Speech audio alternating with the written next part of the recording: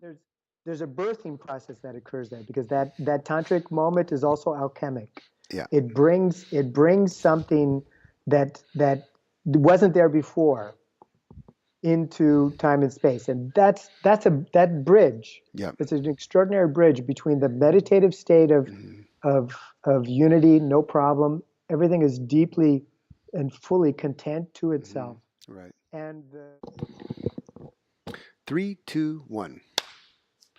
Okay, everybody, welcome to our introduction with Patrick Cassidy Sensei for the meditation for Aikidoka course. As you all know, that Patrick is going to be he's on our guest faculty. He's going to be teaching a special meditation for Aikidoka class on effortless being. Hi, Patrick. How are you doing? very good, Miles. Nice to see you. Yeah, and for those who don't know Patrick, Patrick's a sixth dan in Aikido. He's been practicing Aikido for 30 plus years, I guess. Yeah. I know Patrick from back in the day. We trained together in Japan for about 3 or 4 years. And Patrick has been teaching for quite some time. He had a dojo in Fresno, California for 7 years, something Seven like that. years, yeah.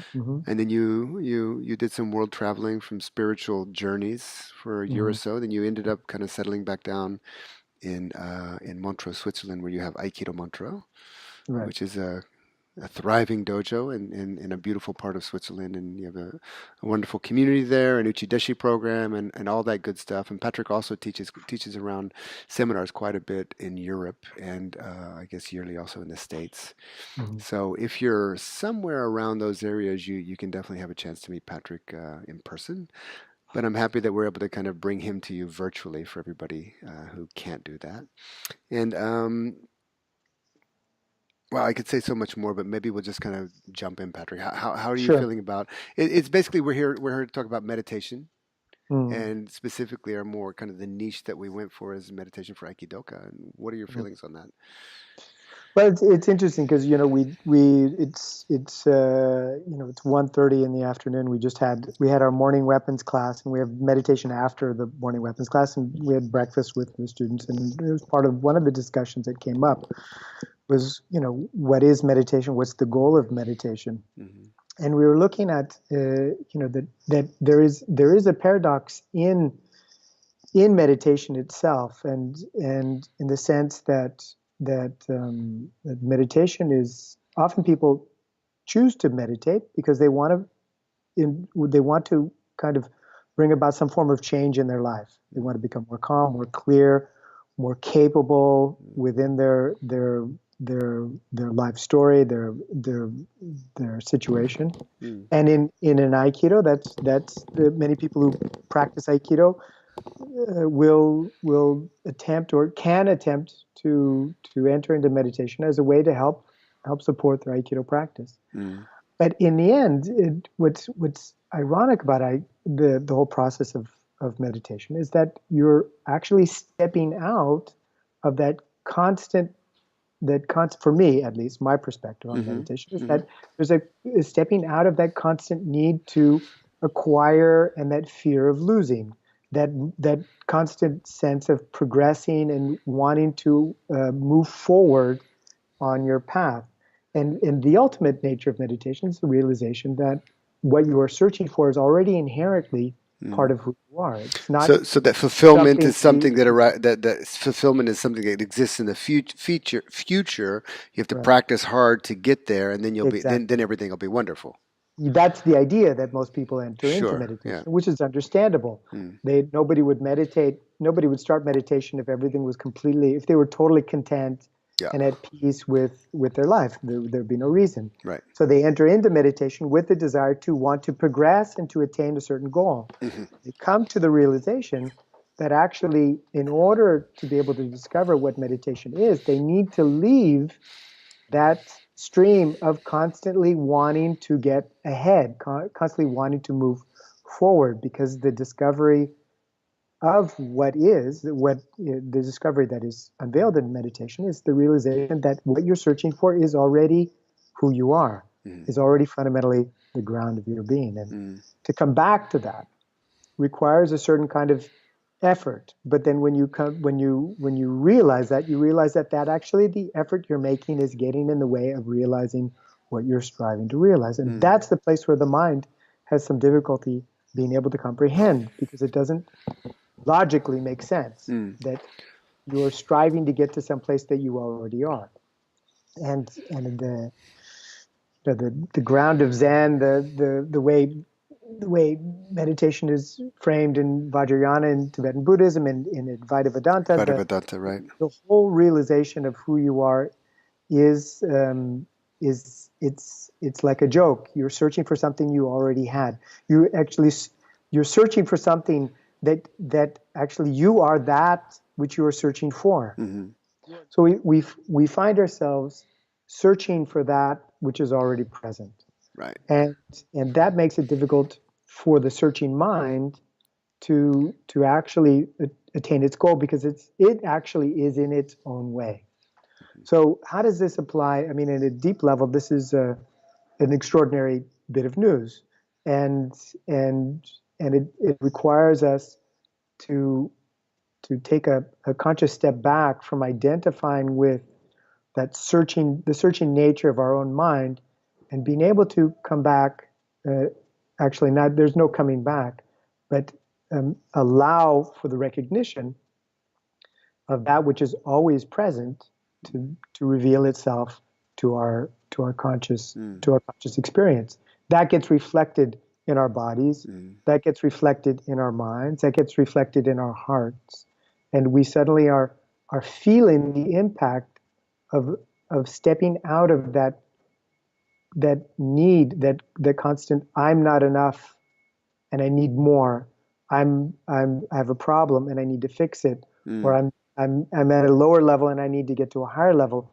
That whole story mechanism, which fuels the drama, the human drama of our experience. When we step out of that, we're suddenly the weight of that human drama just lifts off our shoulders, and we're no longer inside of it.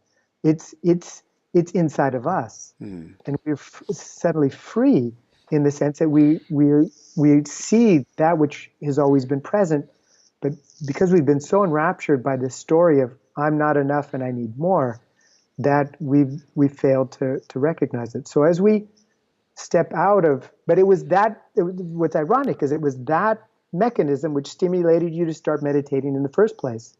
I'm not enough and I need more. I have something I need to improve. I have something I need to fix. I have a problem and I want the solution.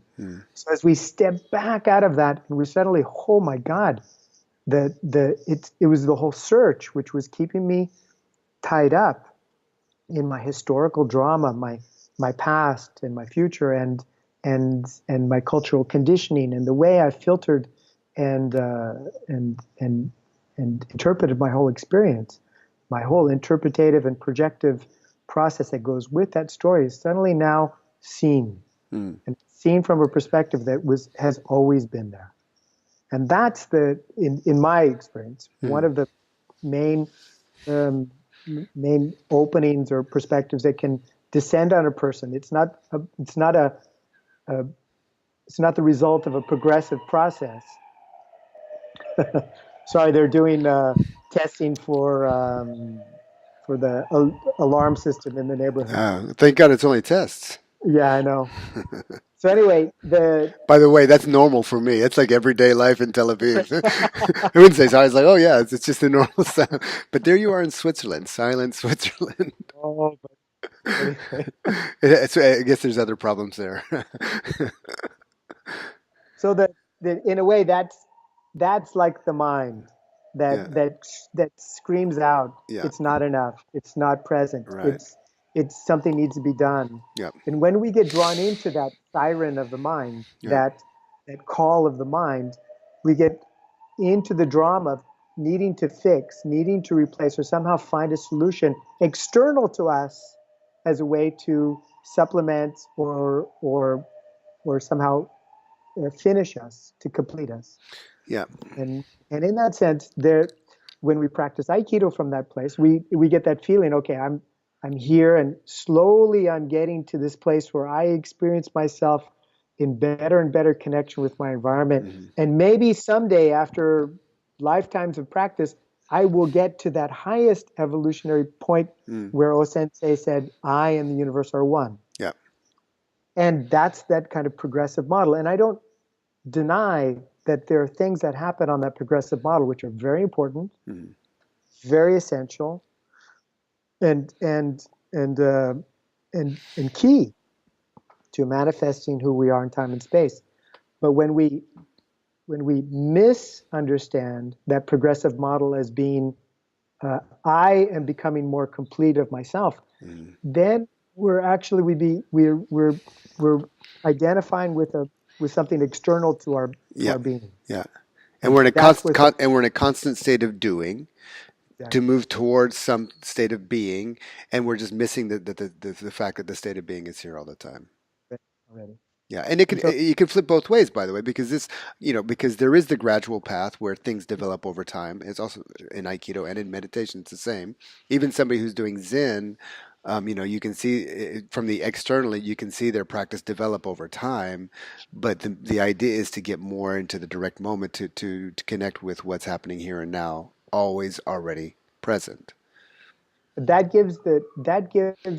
relaxes the addiction to that dramatic personalized approach that we have towards our Hmm. life, in the sense that I'm a victim to life and I need to somehow acquire the tools in order to not be a victim to life. And Right. Yeah. meditation is one of those tools. Right. Yeah. But the realization that, wow, I was actually uh, enraptured by a story that I've been told and I've been telling myself, and that we've all tell Hmm. ourselves, about who I am as being a limited process over time, and that I identify with my body as my Hmm. being my identity. I identify with my culture. I identify with my sex. I identify with my my history and my future. And there I am, this story, this mind body story, which is going to die. And this whole thing is filled with, and there's no stability in it. Hmm. There's no way of finding any deep or lasting peace. There's There's no no fundamental security freedom. there. There's no There's no security to be security. found anywhere. Yeah. And so that's a never-ending process of what I call, it's like building a sandcastle in the rain. Yeah. And it's never finished, because Right. as you build it, it's dissolving constantly. And so Right. there's nothing wrong with that. There's something actually quite beautiful in that endeavor, as long as we come into contact with that ground of our being, that effortless nature of our being, which is prior to the whole story. Hmm. And that can be discovered in meditation, Hmm. if one is open to that, and lucky enough for that to descend. And if that does open, then there is this recognition that's get reflected back into our experience, a certain kind of effortless nature of our being. And Hmm. this is where I was hoping to kind of focus on with regards to the course and the upcoming course, and with you, would be the effortless nature of what comes out from a deep experience in meditation, a recognition Hmm. of how our system functions in time and space, at the nature of our being. And one of those uh, facets of our experience that is constantly always there and constantly available to us is the nature of our effortless perception. That our perception functions at all times and all places with no conscious effort of ourself. It even functions when we're sleeping. If somebody comes up to you and says, "Miles, you're going to wake up," that's because your system is aware. Even when you're not conscious, it's still functioning in Hmm. it has a certain level of awareness that it's still functioning. In that perception, our ability to relax into that perception is one of the qualities that a Zen monk Bankei used to use as the unborn mind, he would call it. Hmm. The mind which is always there and always functioning, regardless of the nature of what's going on in the stream of thought through the individual. Hmm. When a person wakes up to that, they can allow themselves to relax into that perceptive mind, which it becomes more inclusive in your experience. You suddenly open up to the fact that your system is actually receiving all this information all the time. Hmm. And it suddenly then that information can percolate up to the conscious level more easily when we are not grasping or trying to control our Mm. experience, we open up to it. This has a direct relationship with, can have a direct relationship with our experience in Aikido, in the sense that that perception, that effortless nature can support our movement, can support our responsiveness, can support our ability to be with our environment when we allow it to be recognized for what it is, rather than constantly investing in the movement of thought as being necessary to control our reactivity or control our actions. When we get focused on thinking as being the primary decider for movement, and that everything has to be processed through thinking, and then I have to become alert rather than awake. And when I become more contracted in my relationship to my environment has to go through more filters in order to actually reach my system. Mm. When in meditation, if that is unveiled and pointed out, a person can open themselves up to being more in tune with their environment with less effort, more available to their environment with less tension.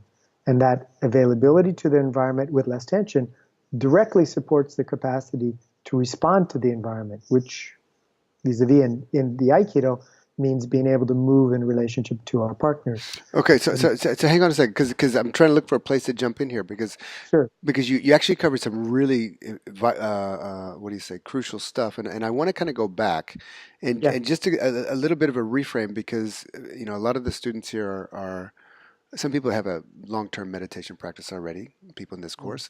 Other people, they've been doing Aikido for a while, and there's some meditation, but they didn't really have much of a frame. So just to kind of sure. unpack a little bit what you were talking Mm, about, this kind of the direct path versus the gradual path. I just want to, and we've spoke about this before online before. So there are traditionally two approaches to some type of spiritual awakening, and one is a gradual developmental approach.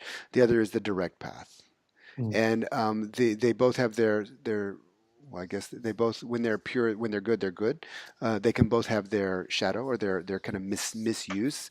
The developmental thing, the development gradual approach, what you were pointing at, the problem there is that it's very easy to think that enlightenment's in the future. And yet, at the same time, as you do develop through stages, using mindfulness training or whatever, you do to go through stages to kind of reach more and more maturity until your maturity blooms at a certain point. And in the direct approaches, it's like, so no, let's bloom right here and right now. We just have to get out of the way. Now, mm, those two approaches are in spiritual traditions everywhere. I mean, they're valid. There's something about the egoic mind that can grasp the developmental approach a little bit more and confuse it and misuse it for like the whole idea that I have a problem now and my fulfillment is in the future. So that's the main problem that you were pointing to in meditation and also in Aikido. And then you shift it over into perception. But before we kind of zoom in on perception, I actually I would like. Speaking of perception, yes, exactly. But that's a good. But it's it's yeah, perfect. that happens. That happens just Yeah, spontaneously. right. Yeah, in Thich Nhat Hanh's center, they ring a bell randomly, and everybody stops and does a mindful moment. In Montreux, they, they blast an alarm, and everybody like stops for a moment. You can't miss that one. So What's I interesting? no. So just could you speak about it in Aikido now? Because that same thing that you're talking about in spirituality meditation, we can superimpose that whole discussion on Aikido. Just speak about that in terms of Aikido, the meditation's relationship to Aikido from that perspective, and then we can go back into perception. Mhm. In the sense that let me use a metaphor that illustrates as a bridge between meditation and Aikido. Okay. And let's say I use this metaphor often, I probably have shared it with you before. And in a romantic relationship, Mm. in between a man and a woman, or between two people, when one person in that moment in connection with the other, there's can be an experience of falling in love, and in that experience of falling in love is instantaneous if the person surrenders their walls and lets themselves be vulnerable and Mm. available to what's occurring in the moment. Mm-hmm. Suddenly the love is like, wow, Mm. everything changes radically Mm. from one point to the next, and Mm. it's an extraordinary shift in consciousness, and and and and and there's nothing wrong. Everything's perfect. Mm. So there's kind of a simile there. There's some parallels there.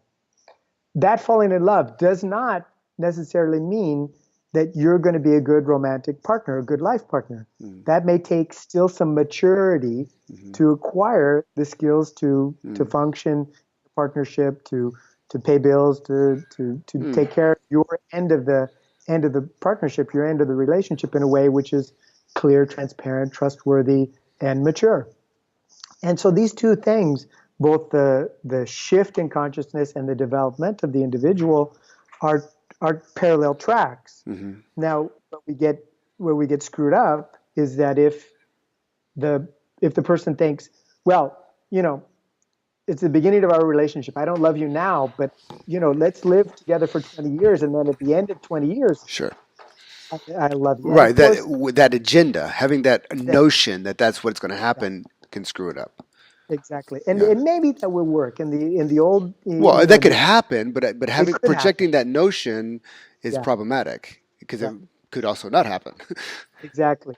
As well as if you're suddenly to fall in love and say, okay, that's it. Right. This is it. It's perfect. This is all there is. Yeah. And your partner says, yeah, but you stole $100 from my wallet the other day and you haven't paid me back. And But you yeah, love but I me. love you. Yeah. I love What you. is $100 in the face of love? Correct. I know. What's that about? And we fail to recognize they exist. These are two Sure. dimensions of our Yeah. experience that Right. Right. both Right. need to be honored. Yeah, and integrated and opened up to, and it creates more wholeness because Yeah, love is that experience of wholeness. It's like wow, it's perfect, but on a in a dualistic developmental perspective, we can also develop into more and more wholeness and more sure. inclusive. For my opinion, evolving through stages, more maturity means we become more inclusive, more inclusive, more inclusive. It doesn't mean that we also forget that there's boundaries because we grow into those boundaries. And that's the maturity. That's the maturity Right, that comes. right, right. And now love, when we fall in love, we may immediately feel shifts in our in our state of being. Mm-hmm. I suddenly may be able to see something that I hadn't seen before, or be able to have greater empathy with Mm-hmm. you, or greater compassion with you, or be able to listen in a more profound level, or Mm-hmm. suddenly my agenda is suddenly no longer in the center of my consciousness. Mm. So there is some changes that the love brings about, but it doesn't end the process of maturity. Right. Maturity actually now is going to grow. So in Aikido, and I think for myself, and I suspect that you would echo that.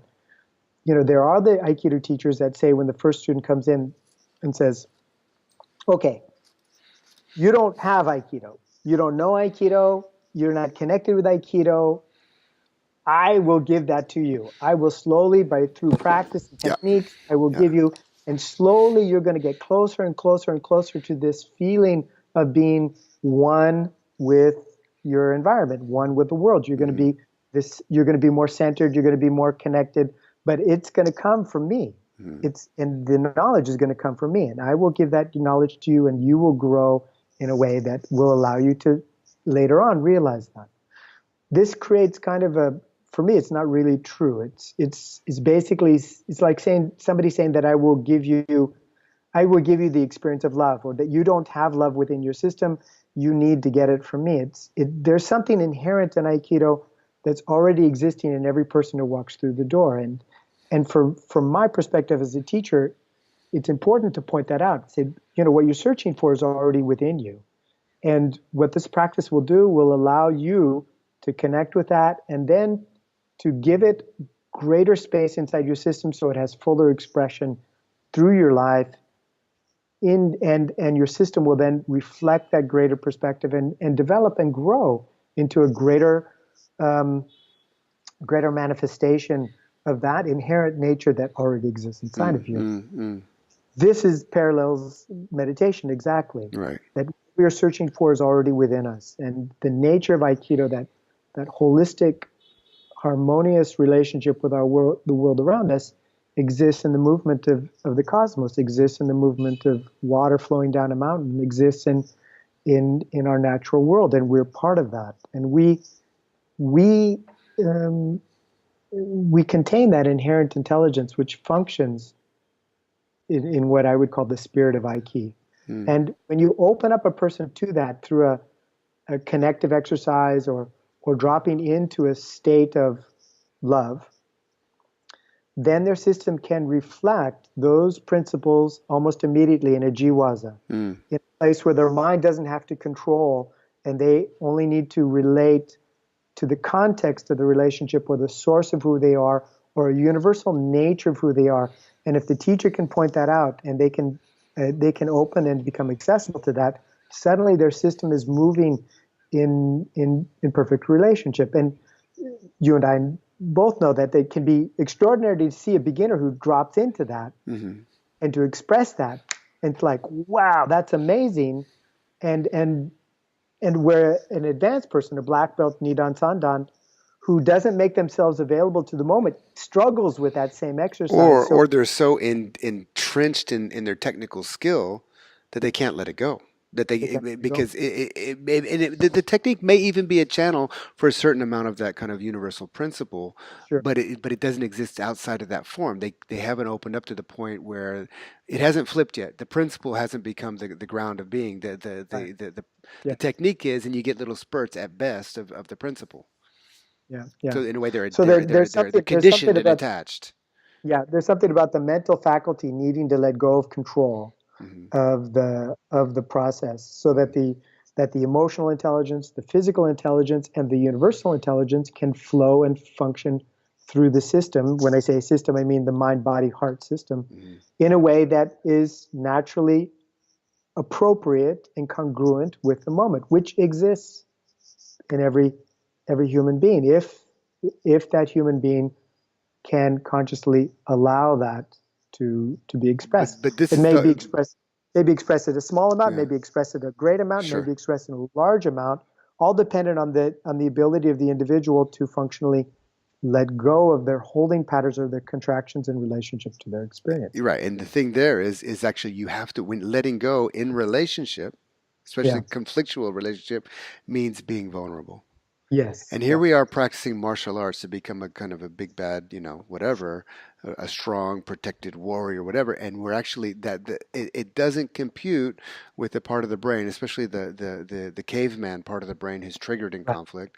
It Yeah. doesn't compute that there's more there's more space in vulnerability. There's more ultimately more power. It's not really the right word, but we become more empowered through vulnerability. So that letting go is a really tricky thing to do, and somebody has to intentionally want to do it. Yeah. And we need a culture. We need a culture that gives us a little bit of reflection. I mean, an Aikido culture, Hmm. teachers, environments, whatever, that says, hey, opening up, being more gentle, being more peaceful, being more open, being more facing, confronting, be a warrior, really step up and have the Sure. courage to It face takes a the lot of courage to difficulties. do. Yes, Yeah. but ultimately we have to allow ourselves to be penetrated in a way, Yes. which is Yeah. a tricky thing Yeah. for so-called martial artists.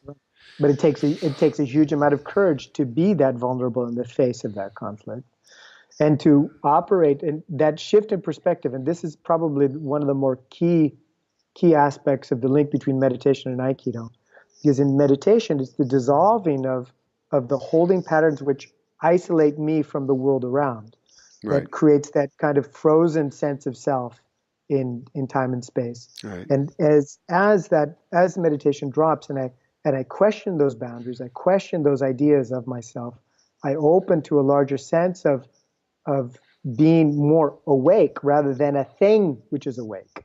I'm more the wakefulness, I'm more of the presence right. rather Yeah. than the thing which is presence. The identity shifts from Exactly.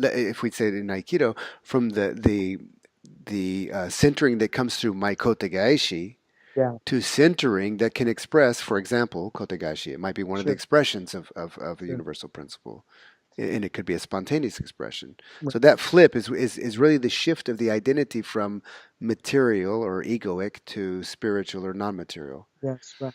Eh, From a localized thing yeah, to an experience of a flow which has got no boundaries that we can isolate. It still exists, but it's no longer a thing. right, And so some people will draw the conclusion, well, it's no thing, right, yeah, yeah. right? It's not that it doesn't exist. It's not nothing. Yeah. It's not a thing. So we move from being a thing to being a state of an experience of Right, which consciousness. is mu.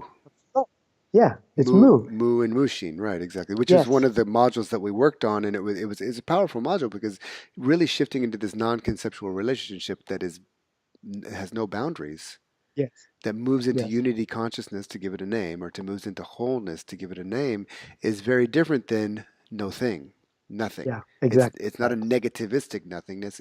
No. It's a infinitely positivistic Yes, that's right. no And so thingness. that experience, as we open up to that experience of being that, then that opens up the possibility of shifting into being to us suddenly becoming aware or conscious of the we-ness of our experience, Hmm. the field of our experience. Then there's still a recognition that I'm facing another individuated consciousness. At the level, as I open up to my field of consciousness, I still see there's no separation between you and I, and yet you are still fundamentally a uniquely what I would call an individuated expression of that consciousness, like a Hmm. wave meeting a wave. Yes, The right, waves are right, two different. exactly. They're both different, but they're all But rising you out of the see same through ocean. the form into its essence Exactly. and you realize I am that. Yeah, I am that. I Right, am, and there's a we-ness about that as well. right, yeah. And in Yeah, that exactly. The we-ness, I am exactly, thatness, which is the unity, and the uniqueness of the waves creates the yes, we-ness. exactly. Yeah, That's it. yeah, right. And that we-ness has a whole different value structure. That we-ness has a whole different intelligence. Completely different That intelligence. Yeah, we-ness doesn't operate on the same value structure that we were operating when we first started martial arts. right. I protect myself against you. It's this we-ness is now fundamentally trying to find a way to thrive for itself. And in thriving, it supports both who I am and who you are and what this is. And that intelligence, when an individual hooks up into that intelligence because he's not separate from that, is operating from a completely radically different perspective, which is found in meditation. But what's ironic is that Aikido allows us to be able to manifest that in one of the most contracted areas of human experience, conflict. Right. And it brings that sense of unity, that sense of I am this field of consciousness. And when I meet you, and that when you meet another in that field of consciousness, and there's two individuated consciousness, and they both recognize their separation and their union simultaneously, like two waves in an ocean, Hmm. that's what's called tantra. Hmm. That's the essential nature of Tantra. So Right. Aikido is actually this tantric exploration of meditation in the midst of conflict, which is like off the charts extraordinary when Yeah. it comes to spiritual practices. For There's me, nothing for wrong. me, for me, for yeah, there's nothing in Aikido. That is the I don't know if it's right to kind of rank it, but that is the peak experience in Aikido. Yes. That and personally, I think it's a shame that Mm. people practice for years and years and years and they never taste it. Yes. Because you Yeah. taste that once and you realize, oh, this is what we're doing. Right. This is what this practice is about. This is the source, and this is the beginning and the end of the practice. Everything else Yeah. we're doing is just like little decorations on the cake. This is the cake here, but it's so Yeah. easy to get caught in all the little decorations that are dualistic when it's actually that tantric moment, that takemuso Yeah. aiki. This was the last module that we just did, takemuso aiki, which I referred to also as the tantra of aikido, where the differences come together in that kind of just that Yes. place that can't be held in conflict, and yet the meditative space, our meditative relationship to it, gives us enough container to hold it. And within the core of that conflict, there's the energetic information that wants to resolve, Yes. Yes. And transform. there's a birthing process that occurs there because that tantric moment is also alchemic. Yeah. It brings something that wasn't there before into time and space, and that bridge. Yeah. It's an extraordinary bridge between the meditative state Mhm. of of unity, no problem. Everything is deeply and fully content to Mhm. itself, Right. and the martial combat, which is hey, this is a problem, Right. this is serious, Right. this is not something to ignore. So you bring these two worlds together, and suddenly there's a realization at a certain level, we're not separate, and yet there's conflict, and this is what I feel, and obviously this is my perspective, my take on it. What O-sensei was referring to is the floating bridge between heaven and earth, Mm. that place where on one level everything is perfect and all is one, and on earth we have dichotomy, we have conflict, we have contraction, we have things which are issues, we have problems, we have Trump, we have these things, and we can't ignore this domain of our experience, and yet this domain is in meditation is revealed, and it is overwhelmingly powerful and positive Yeah. and life affirming. And so when these two worlds meet, it can be very problematic for the meditator to know how to operate on earth when they were in heaven on their zafu, when they were on the cushion in Mm. meditation, and there was no one there and everything was perfect. Then they go back to work and they can't seem to bridge that gap. And Aikido is an extraordinary uh, path for bringing that understanding from meditation into time and space in a way that's coherent Well, and that okay. makes So, sense. so let me ask you, because you said you wanted to teach something around this, and there's a beautiful in the course in the meditation session that you're going to lead. There's a beautiful uh, doka from O Sensei, a poem from O Sensei, where he says, to understand the true nature of Aiki, you first, at least the interpretation says first, although I'm sure it wasn't such a dualistic thing, but to understand the true nature of Aiki, you first need to open to emptiness. So one of the things that you wanted to teach was, and I'm going to just reference it here, emptiness as the source of action. So maybe Mhm. we can just kind of wrap this up because I know we're getting to the end of Sure. your time. Can you say a few words about emptiness as the source of action in Aikido? Okay. Well, let me give you a metaphor in this regard. Is the best way to illustrate um, what I would call that experience of emptiness stimulating or giving birth to action. In the sense that most of the time when we are giving birth to action, we're stimulated, we have a holding pattern that has a particular agenda, and we meet our world, and we're trying to manage our agenda or satisfy our agenda in relationship to the world that we find ourselves in. So there's a certain kind of holding pattern that has its own movement or own way of functioning. But if you were to imagine um, a deeply meditative state for some reason you dropped into a place where you're completely content, completely at peace, and there was no holding whatsoever. There was no the holding was gone, and that in that holding you were not holding on to anything. So there's a certain sense of being without limit and full potentiality, but with no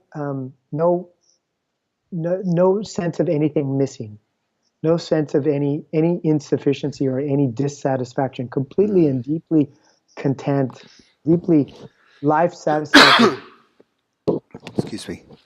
If you imagine that, maybe a reflection of that or taste of that or opening up to that, and just for example, sitting on your couch and in the morning sunlight, and you just a sense of like there's no place to go and nothing to do, and a deep fullness, and yet also emptiness in the sense that there's no object you're holding on to. Mm. And somebody, for some reason, turns on the stereo, and it's like your favorite song. It's like it is your best mover. You love this song, Mm. and it pulls you right down to the core of your soul, and there's just something that comes up out of you and that says, I want to dance. And the dance isn't for any reason. There's no acquiring. There's no fear in the dance. There's no. It's pure physical inspiration. It's pure expression for its own sake. Mm. It's not progressive in the sense that it's fixing a problem, and yet it's completely and totally undeniable in its pull Mm. for you to become involved in movement, in creation, or in action. Mm. Now, take that dance, and it could be an inspired idea, it could be a song, it could be any movement of art or deep passion that rises up out of that emptiness, not because it wants something, not because it feels it needs to fix something, not because it's incomplete, but because it rises out of that emptiness, because it's so complete that it cannot not dance, it cannot not sing, it cannot Right. not create. It wants to That manifest. creation, It deeply it wants to wants to manifest. Yeah. manifest. Yeah. And it comes out of that emptiness, complete in and of itself, with no agenda other than to be realized. Mm. That that type of movement, that type of movement is not separate from that experience you just had in meditation. And so it allows for that experience of meditation to be realized in time and space with nothing missing. Mm. And of course, we can get once we personalize on that creation, then things get kind of messy. As soon as that art comes personalized, Mm-hmm. then we want to protect it, we want to shield it, we want to make sure it's alive, and we can get Right. personalized, and that Right. pulls us out of that state of universal understanding. But as long as we recognize that expression is a gift not only to the world around, but a gift to ourselves, Yeah. and there's no personalization to it, then the emptiness and the expression in time and space remain untouched and completely content in and Mm. of itself. Mm. And so I think that for me, that clears up a lot of the questions about, well, in deep meditation, why would you do anything? Why not just sit in a cave and just stay as you are for the rest of your physical Sure. existence? Right. And there are some teachers who Some point to saints have this. done that. Yeah. Yes, exactly. But in the world of Aikido, and I think O-sensei, and at For least sure, Sensei. for sure Sensei, and for yourself and myself, I think Mm. we feel called to be involved, not because of a sense of lack, but a sense of needing to express Exactly. that which is Yeah. already It's wanting to actualize, actually. exactly. Yeah. And I wouldn't even say being called. Being called means there's something out there that's calling us towards No, it. At least the way I sure, relate to it.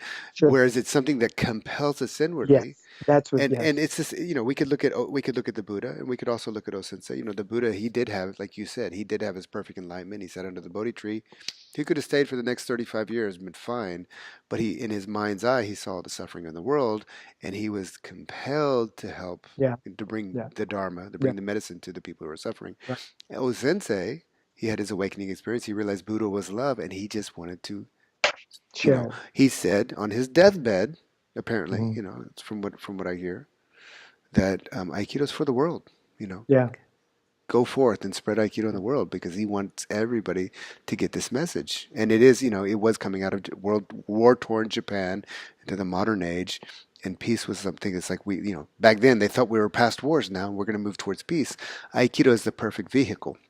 mm, Didn't quite work out that way, but for you and for me individually, and then as a group, as our little community, and as the communities connect together, it actually is kind of a vehicle for that, for greater sure, for sure. greater union and communion.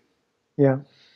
And I think that point where you're bringing of what Sensei's quote was about, the Aikido is for the world. I, at least from my take, I don't think he meant that everybody in the world has to get a gi on and get in the dojo, No. but that somehow that this understanding of that we are one, and from this place of we are one, we can negotiate conflict in a way that honors us both, in a Everybody. very everybody. Yeah. And that particular issue, I think, is a crucial one for us to get, at least a majority of us to get at a deep level of Mm. ourselves, where we stop needing to have that projected enemy outside as Mm. being the problem. And if we could just destroy or get rid of them, then we would be fine. And that's an old paradigm Yeah. that Yeah. that we're moving out of. Yeah. Yeah. Well, look, Patrick, we've gone quite We used a lot of your time here, so I Oh don't want crap. to. Yeah, that's what happens. Yeah, It's you get 2:11. in the Now flow there's the stuff. flow, you know. Exactly. So, Okay. I just last thing I'll say is that Patrick's going to be teaching us on it's Sunday, the February 18th, I believe. If you're watching this video now, if you're watching it live, it's It's going to not the be 18th. it's It's the before then. 12th. Yeah. It's the 12th, Sunday, February 12th. He's going to be teaching a session about Aikido and meditation, Aikido meditation for Aikidoka on effortless being. He's going to be looking at the perception as natural state of being. He's going to be looking at dropping an interpretation and getting out of your way. The natural response in Aikido and the emptiness as the source of action. Right. And we're all looking forward to your session, Patrick. Yeah, I'm looking forward to it too, and I appreciate the opportunity to present, and very grateful for the invitation. Thank you. Fantastic. Yeah, great. Yeah. All right. So we'll see you very soon then. Cool. Take Yeah. care, man. Thanks for your time. All right. Bye bye. All right. You too. Bye bye.